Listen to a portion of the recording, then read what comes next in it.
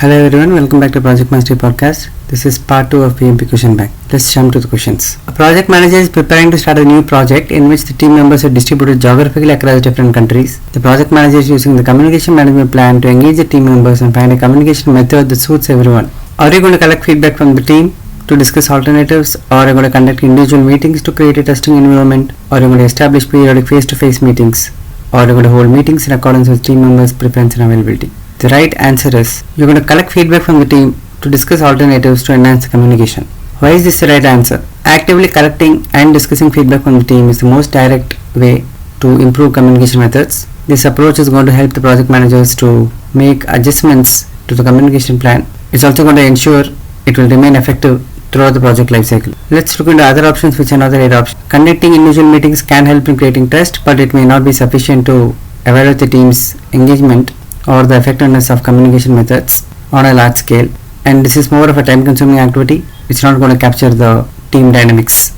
Establishing periodic face-to-face meeting might not be feasible for teams which are geographically dispersed due to cost challenges, due to logistic challenges. It is beneficial, but it does not provide evaluation on a continuous basis. Holding meetings according to team members' preference is important for ensuring participation. It's important for ensuring availability, but it's not going to provide a mechanism for evaluating the communication effectiveness or team engagement effectiveness. In a nutshell, continuous evaluation of virtual teams engagement can be effectively done when you are able to actively seek feedback from the team members. This feedback will provide insights into how well the methods are working and how well they are effective. Regularly, you are able to fine-tune the communication plan to suit the team's evolving needs. Project manager needs to respect the team members' preference and availability when scheduling any meetings to ensure maximum participation. Moving on to the next question, a project manager is managing the transition to operations. The project sponsor wants to ensure the good support is provided to end users. Are you going to ensure the user guide is detailed? Are you going to ensure comprehensive documentation is handed over? Are you going to ask the project team to provide support for 1 year? Or is the knowledge transfer to the ops team needs to be done? Ensuring the user guide is detailed and has clear instruction. It is important, but a user guide alone may not be sufficient for the operations team to provide support on issues which are complex in nature. Ensuring that comprehensive documentation is handed over. It is part of handover process, but documentation alone is not going to cover all the required practical knowledge, required practical experience that needs to be gained in the project. Asking the project team to provide operation support for 1 year is not the right option. This could be helpful, but it is not going to be a sustainable solution in the long run. The operations team needs to be empowered to handle the support independently. The right answer is you have to ensure the knowledge is transferred to the operations team. You are going to enable the operations team to support the end users once the project team has stepped away. This is going to include not only documentation, this is also going to include training, this will also include workshop that will help the operations team to get themselves better prepared for this role. In the transition to operations phase, it's critical that the team is completely equipped to support the end users. Comprehensive knowledge transfer needs to happen, complete understanding of the product, how do you troubleshoot issues, what kind of support needs to be provided to end users, needs to be clearly detailed, and it has to be transparently available for the operations team. Moving on to the next question, a project sponsor would like to include a new deliverable. The sponsor contacts the PM in order to seek advice on the most efficient approach to complete the deliverable within the next 2 months. What should you do here? Are you going to change the project methodology? Or are you going to address the sponsor that it is not the project manager's job to evaluate the project? Or are you going to suggest the sponsor conduct a cost benefit analysis? Or are you going to use the management reserve to expedite completion? Changing the project methodology may not be necessary. Changing the project methodology is not the efficient way to complete the deliverable within 2 months. Methodology changes can introduce new complexities, and it may not be possible when you are in the middle of the project. You need to carefully consider the implications. Advising the sponsor that it is not the PM job to evaluate the job is not the right answer. As a PM, the role is to evaluate project changes and their implications. Suggesting that the sponsor conduct a cost benefit analysis to determine feasibility. It's a good step. It provides a structured approach to decision making regarding the new deliverable inclusion, and this is the right answer. Using the management reserve to expedite completion of the deliverable. This should have been done after thorough analysis. The management reserve is typically used for unforeseen events. It's typically used for unforeseen work that is within the project scope, and its use should be justified by properly assessing the situation. And this is not the right option. Moving on to the next question, a project manager working on a unique project dissimilar to the organization's project nature. The project manager is tailoring the artifacts for this new project. Who should determine which artifact should be used in the project? Is it going to be the project sponsor, or is it going to be the project manager and the project management team? Or are we going to have the project stakeholders meet and determine the project artifacts?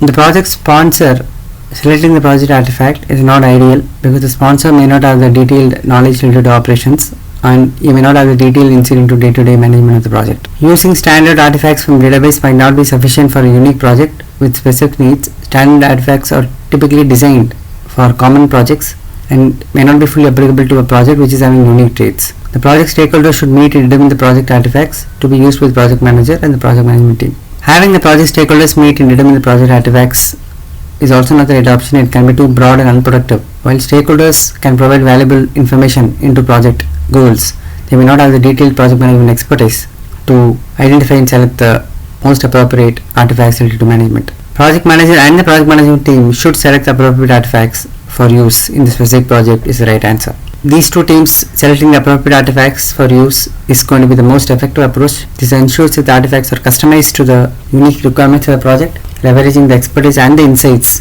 of these two teams who are most involved in day-to-day management. In a nutshell, when you are working on a unique project that is different from the typical project undertaken with the organization, it is essential that as a project manager, you and the project manager team need to tailor the project artifacts to the specific project needs. This group is the best group which has got the best understanding of the project scope, project requirements, project challenges. They are very much in the right position to determine what artifacts are going to be useful in managing the project. A company is about to start a complex research project. Due to the level of uncertainty, the project manager recommends the use of a hybrid approach. However, the organization has experience with predictive project. How can the project manager strategize the use of hybrid approach in the organization? Presenting the benefits of hybrid approach to key stakeholders to get their support is the right answer. The project manager should first focus on presenting the benefits to key stakeholders because you need to gain their support. You need to explain how the approach is well suited, how is it going to handle the project complexities, how is it going to handle the project uncertainties, and why it is going to be effective than the predictive approach in this context. Creating a change request to execute the project using hybrid approach is not the right option. This might be an essential step once stakeholder support is obtained, but it is not the first step. Stakeholder buy-in is crucial before formalizing the approach related to project documentation. Sending a letter to PMO to use an hybrid approach is a formal communication approach. It is not going to get the buy-in from the stakeholders. Submitting a notification to the project team confirming they will use a hybrid approach on the project assumes that the decision to use a methodology has already been accepted. However, without stakeholder support, this decision may not be feasible. Moving on to the next question. A project requires the procurement of large amount of equipment that needs to be on-site before any activity can begin. The procurement department has a lengthy approval process. What should do here? Asking the project sponsor to expedite the vendor selection process. It can be a solution, but it might bypass established procurement procedure and standards. It is generally better to work with the existing system to find improvements. Contacting the vendor that supplied similar equipment for a previous project could be a partial solution, but it should be done in collaboration with the procurement team to ensure compliance with the organization policies, and you need to leverage the existing contracts. This is also not the right option. Using the existing equipment and replace it later with the new equipment might not be feasible if the existing equipment does not meet the project needs, and it is going to result in rework and project delays. The right answer is you need to work with the procurement team to find alternative options. You have to collaborate with the team, find the alternatives. This is the best approach. You want to find a solution that's going to meet the project requirements. Procurement needs to be handled efficiently and in compliance with the org standards. As a result, this is the best option. You're going to review the approval process, you're going to streamline the approval process, you're going to consider different vendors, you're going to find other ways to shorten the procurement timeline, while at the same time you need to adhere to org procedures and standards. Moving on to the next question. A project team is performing a post-release evaluation of product that requires detailed feedback from several stakeholders. 6 of the stakeholders have promptly provided feedback. One of them has not provided any feedback despite numerous requests from the team. What should the PM do here? The right answer is you're going to schedule a meeting with the reluctant project stakeholder to obtain the feedback. This is an effective way to understand the reason for the lack of response and to obtain the required feedback for the post-release evaluation of the product. Meeting with all the 7 project stakeholders and requesting their feedback is not the right option. It is not necessary if 6 have already provided their feedback, you need to include them again. It could be seen as a redundant process for stakeholders, and it is not going to address the specific issue which is related to one particular stakeholder. Explain to the sponsor why the relevant stakeholder needs to provide feedback must be appropriate if all other efforts to engage the stakeholders have failed. However, this should not be the first course of action, as it escalates the issue without first attempting to find a solution or a direct resolution with the stakeholder. Hosting a meeting with the relevant stakeholder and project team to resolve any conflict is not the right approach. It could create unnecessary sense of conflict or confrontation. Issue needs to be resolved in one-to-one meeting. It is better to start with a less confrontational approach. When a stakeholder has not provided feedback despite multiple requests, a direct approach is the best effective approach. Scheduling one-to-one meeting with the relevant stakeholder gives the project manager the opportunity to emphasize the importance of feedback and is able to address the issues and concerns. Moving on to the next question. A project is about to start with the global project team. Travel is not a viable option for project team members, so most will participate virtually. What should the PM do to engage the team? Or we're going to have one-to-one meeting with team members to improve communication. Having one-to-one meeting with team members can be part of the communication strategy, but it is not going to address the broader requirement of team collaboration and engagement in a virtual setting. Hence, it's not the right option. Asking HR for team building recommendation. It is a good idea for improving team dynamics, for improving team morale, but it does not directly provide the tools. It does not directly provide the environment which is required for effective daily collaboration. Scheduling weekly team meetings to encourage collaboration is important for regular communication. It is important for regular collaboration, but the meeting effectiveness will be greatly enhanced by proper virtual collaboration environment. Hence, this is not the right option. The right answer is invest in a virtual collaboration environment. For a global project team where travel is not feasible and most team members will be participating virtually, investing in a virtual collaboration environment is essential. This is going to provide the team with the required tools and platform they can communicate effectively. They need to collaborate on tasks, they need to share information, in real time. One-to-one meetings are important for individual rapport and understanding specific needs. Regular team meetings are essential for maintaining regular communication. Seeking input from HR or team building activities can provide creative ways to strengthen team dynamics and improve engagement in virtual context. All the remaining options should be included only as additional strategies. They may not be the best solution or the number one solution for this context.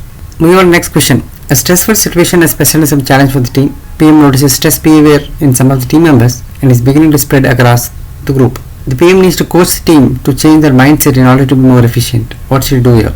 Establish a productive environment where all team members can assist one another with the workload. It's a good practice. It is not going to directly address the underlying issue of stress and its impact on team. While mutual assistance is going to be beneficial, the focus should always be on the root cause of the stress issue and you need to create an environment to manage it.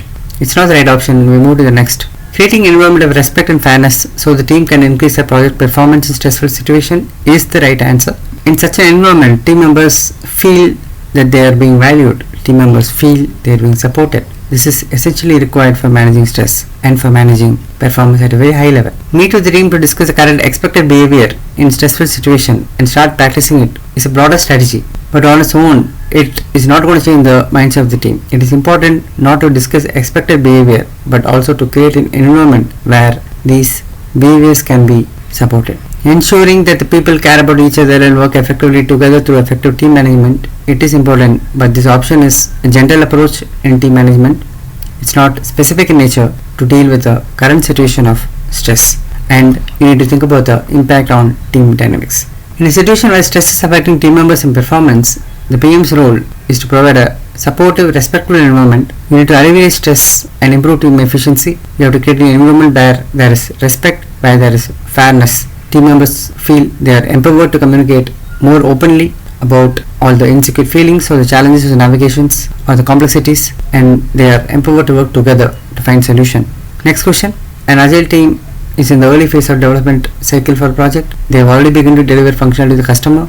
Team has identified risk to the project and are working on developing the mitigation strategy. What's the next best course of action? The first and foremost action should be to document and prioritize the identified risk in a risk register. This approach is going to enable a structured evaluation of each risk based on its impact. It provides a clear view of which risk needs immediate attention and forms the basis for developing effective risk management strategies. Hence, incorporate and prioritize the risk in the risk register according to impact is the right answer. Escalating the risk to the project sponsor and steering committee is not the ideal action here.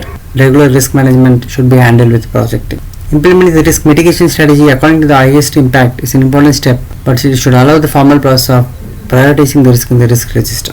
Determine if any of the new risk have any financial impact is part of the risk assessment process. While understanding the financial impact is important, it should be part of the overall risk analysis and prioritization in the risk register. It should not be a separate step. You should incorporate identified risk in the risk register and you should prioritize them, find the impact. After prioritizing the risk, the project manager should focus on planning and mitigating risk mitigation strategies, considering both the impact and the likelihood of each risk. Financial implications are an important part of assessment. Escalation should be reserved for risks that require intervention from high level management. Agile methodology's emphasis is always on flexibility, it is always on continuous assessment. This will guide the project manager in adapting the risk management plan as the project progresses and as and when the new information is available too. Next question. A project manager had to schedule additional planning sessions to add requirements from the industry stakeholder. The stakeholder expressed concern about the product not meeting the client needs. Which factors should the PM have considered when developing the product? Stakeholder location is important for logistical considerations such as scheduling meetings across different time zones, but it is not directly related to the development of the product to meet the client needs. It's not the right option. Responsibility matrix helps in defining who is responsible for what in a project. It does not directly address the current situation. The right answer is stakeholder needs. The project manager should prioritize understanding the stakeholder requirements in the product development process. This is going to ensure that the final product meets the expectation of the stakeholders, including international ones, for project success. Availability of resources is an important factor, but the primary concern here is ensuring that the product meets the client needs. While resource availability is a constraint, it is not going to replace the requirement to focus on stakeholder needs. In a nutshell, when developing a product, especially in a project that is involving international stakeholders, it is extremely crucial for you to consider the needs of all the stakeholders, including their specific expectations. The PM should ensure that the product is developed in a way that is going to be aligned with the stakeholder needs, which involves deeper understanding of the unique needs and the unique perspectives of the stakeholders. We have come to the end of part 2. I'll be providing the link for part 3 in the description as per the video. Hope the knowledge is valuable. Thank you for tuning in.